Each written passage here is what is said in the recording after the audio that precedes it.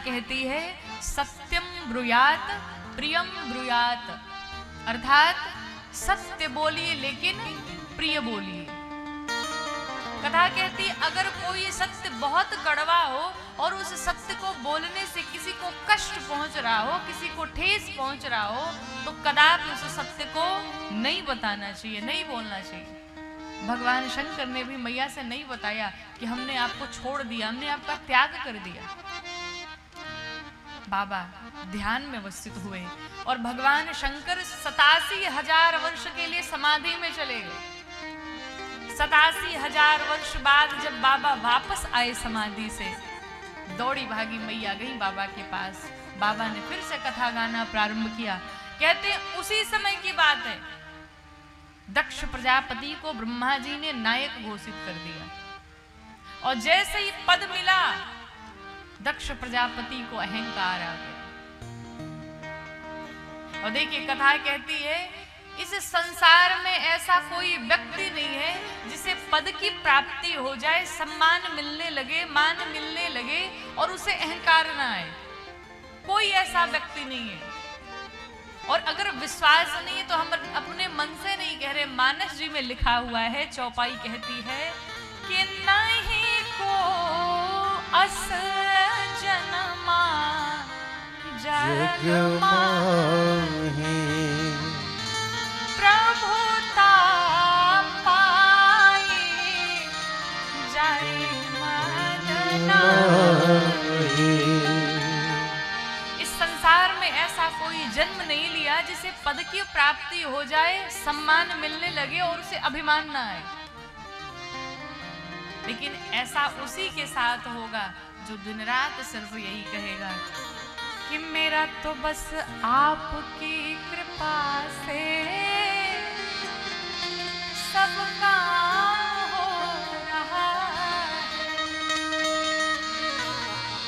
करते हो मेरे राघव,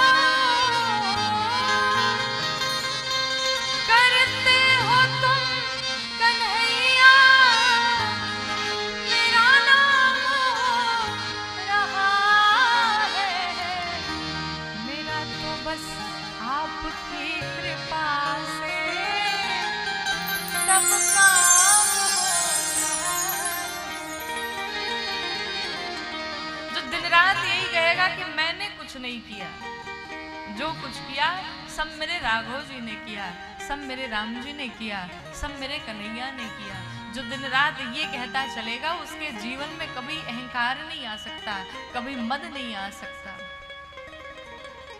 और न जाने किस बात का अहंकार लोगों को होता है महाराज। किस बात का अहंकार करना? जिस शरीर को हम अपना कहते हैं, जिस हाथ को हम अपना कहते हैं, जिस पांव को हम अपना कहते हैं, अगर ये हाथ टूट जाते हैं और हाथ अगर अपने होते तो कहते ना भाई, चाहे तुम टूट गए हो या फूट गए हो, तुम्हें काम करना पड़ेगा। जब हाथ टूट जाते हैं, आपके कहने से काम करते हैं क्या?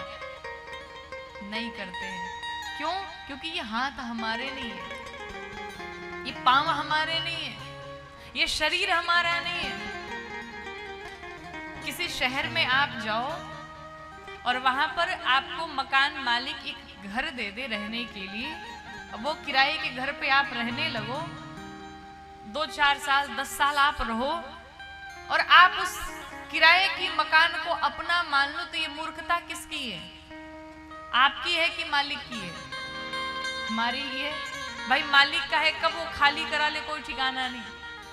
उसी प्रकार से ये किराए की मकान मिली है, किसी को 20 साल के लिए, किसी को 50 साल के लिए, किसी को 70 साल के लिए। लेकिन इस किराए की मकान को हम अपना मान बैठे तो वो मालिक ऊपर बैठा है ना, उसका जब ऑर्डर आ जाएगा, भाई खाली करो, निकलो यहाँ से, जाना पड़ेगा, सब छोड़ के जाना पड़ेगा।